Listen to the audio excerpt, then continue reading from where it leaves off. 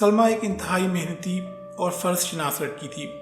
اس نے ایک نہایت غریب خاندان میں آنکھ کھولی تھی، مگر یہ والدین کے رزق حلال اور ان کی اچھی تربیت کا نتیجہ تھا کہ اس نے شروع سے ہی پاکیزہ سوچ کو پروان چڑھایا اور محنت اور جہد مسلسل پر یقین رکھا۔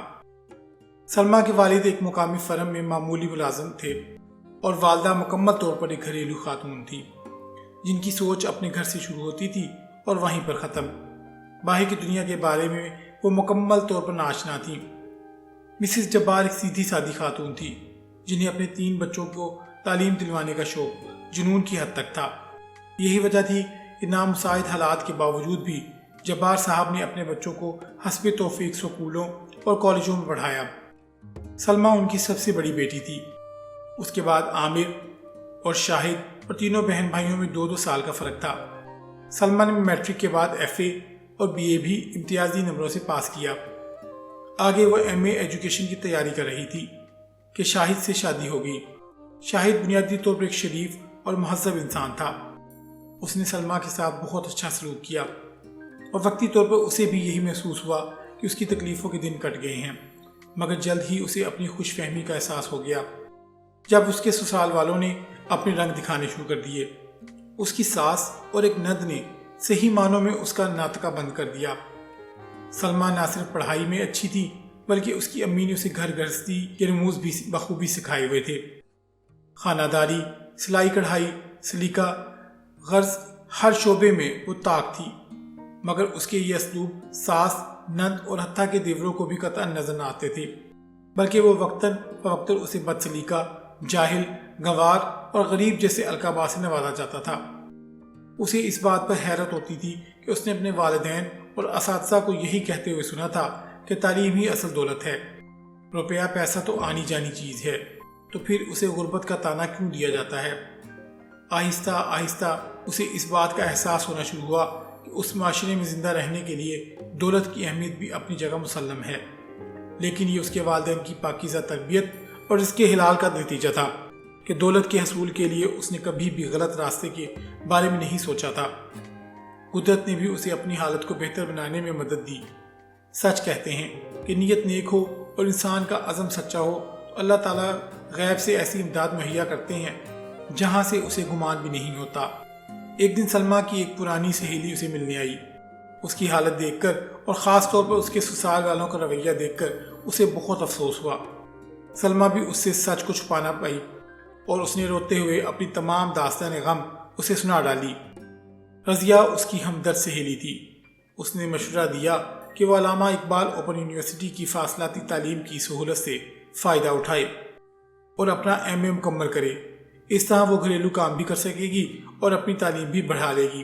چنانچہ اس نے کچھ بچت کر کے اپنے شوہر کی رضامندی سے وہاں اپلائی کر دیا۔ ساس کو پتہ چلا تو اس نے آسمان سر پر اٹھا لیا کہ اب گھر کا کام کون کرے گا، گھر کی ذمہ داری کون اٹھائے گا۔ تو شاہد نے انہیں سمجھایا کہ اس نظام میں سلمیٰ کا یونیورسٹی جانا ضروری نہیں، اس لیے وہ گھر کے کاموں کو بھی سر انجام دیتی رہے گی۔ سلمیٰ سلائی کڑھائی میں تو ماہر تھی ہی، اللہ نے اس کی ایک اور طریقے سے بھی مدد فرمائی۔ وہ کچھ اس طرح کہ اس کے گھر کے قریب ہی ایک بوتیک شروع ہوا اور اس کی مالکن کو کپڑوں کی سلائی کرنے والی کچھ ماہر خواتین کی ضرورت تھی۔ سلمیٰ کو پتہ چلا تو اس نے خاتون سے بات کر کے کام کا آرڈر لے لیا۔ گھر کی سلائی مشین پر اس نے موٹر لگوائی اور ساتھ ہی اس کی اچھی تعلیم اور ریکارڈ کی وجہ سے قریبی پوش علاقے کے کچھ بچوں نے اس سے ٹیوشن لینی شروع کر دی۔ اس نے انہیں اتنے اچھے طریقے سے پڑھایا کہ وہ اس کے گرویدہ ہو گئے۔ جب اس کی ساس اور دیوروں نے دیکھا کہ وہ گھریلو کام کرنے کے ساتھ پیسے بھی کما رہی ہے تو انہوں نے سختی بھی کچھ کم کر دی۔ وہ لالچی لوگ تھے۔ شاہد کے علاوہ دونوں دیور پڑھائی میں بالکل پیدل تھے۔ سلمیٰ نے ان کو پڑھانے کی بہت کوشش کی مگر وہ بگڑ چکے تھے۔ اسی طرح اس کی نند بھی میٹرک کر کے گھر میں فارغ تھی اور اسے سارا دن تیار ہو کر ٹی وی دیکھنے کے علاوہ اور بھابھی کی شکایتیں لگانے کے علاوہ کوئی کام نہ ہوتا تھا۔ سلمیٰ کی ماں جب یہ ساری صورتحال دیکھتی تو اسے بہت رنج ہوتا، مگر پھر شاہد کی شرافت اور اس کے حسن سلوک کو دیکھتے ہوئے اسے کسی حد تک صبر آ جاتا اور وہ اپنی بیٹی کے اچھی نصیبوں کی دعائیں کرتی ہوئی چلی جاتی۔ شادی کو 2 سال گزر گئے۔ سلمیٰ کی گود ابھی تک خالی تھی اور اس کی ساس کے چلائے ہوئے نشتروں میں اس کے بھانج ہونے کے تانوں کا اضافہ بھی ہو چکا تھا۔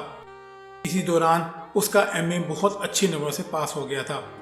اور اس نے اسپیشلائزیشن کے لیے آگے اپلائی کر دیا۔ شاہد کی بھی پروموشن ہو گئی۔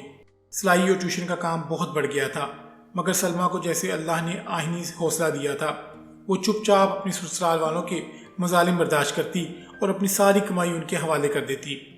شاہد نے یہ سب کچھ دیکھا، مگر ماں، بہن اور بھائیوں کے آگے بولنے کی ہمت اس میں نہ تھی۔ گھر کا بوجھ کم کرنے کے لیے اس نے بھی شام کو ایک فیکٹری میں جانا شروع کر دیا تھا۔ اسی دوران حکومت کی طرف سے اسکولوں کی پرنسپل اور سینئر اساتذہ کی خالی نشستوں کا اشتہار اخبار میں چھپا۔ تجربہ نہ ہونے کی وجہ سے سلمیٰ پرنسپل کی سیٹ کے لیے تو اپلائی نہ کر سکی، مگر اس نے سینئر ٹیچر کی پوسٹ کے لیے فارم جمع کرا دیا۔ ساتھ ہی اس کا ایم فل بھی مکمل ہو رہا تھا۔ اسے منتخب ہونے کی نوید مل گئی، مگر اسے جو سیٹ ملی وہ سندھ پنو عاقل میں تھی۔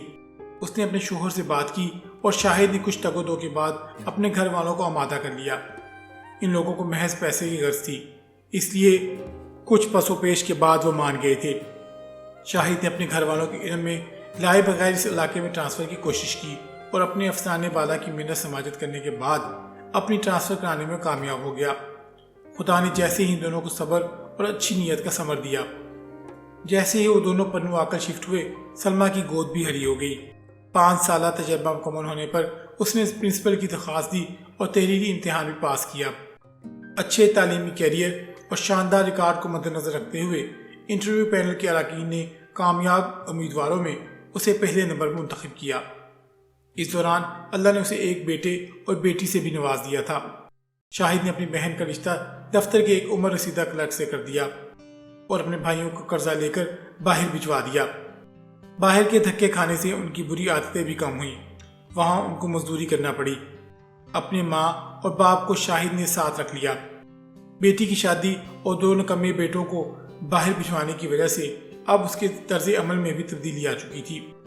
سلمیٰ اور شاہد نے نیک نیتی سے اپنے فرائض نبھائے، اپنے بہن بھائیوں کی مدد کی اور جوہد مسلسل سے اپنے حالات کو سنوارنے کی صحیح کی، جس کا نتیجہ انہیں معاشرے میں ایک باعزت مقام کی شکل میں حاصل ہوا۔ ہمیں بھی چاہیے کہ اگر زندگی میں کوئی راستہ دشوار گزار ہو تو مایوسی کے اندھیروں میں بھٹکنے کی بجائے اپنے رب سے لو لگائیں اور مستقل مزاجی سے محنت کریں۔ اللہ تعالیٰ محنت اور اچھی نیت اور خلوص کا صلہ کبھی بھی رائے گا نہیں جانے دیتا۔ تو ڈیئر ویورز، آپ کو آج کا قصہ کیسا لگا؟ اگر آپ کو آج کا قصہ پسند آیا ہو تو مجھے کمنٹس میں ضرور بتائیے گا، اور اسے لائک کریں اور شیئر کریں، اور اگر آپ میرے چینل پر نئے ہیں تو اسے سبسکرائب بھی کر لیں اور ساتھ موجود بیل کے آئیکن کو دبانا نہ بھولا کریں۔ اس طرح ہمارے چینل پر آنے والے ہر نئے قصے کی نوٹیفیکیشن آپ کو بر وقت موصول ہو سکے گی۔ اگلا قصہ آنے تک کے لیے اپنا اور اپنے پیاروں کا بہت سا خیال رکھیں۔ اللہ نگہبان، اللہ نگہبان۔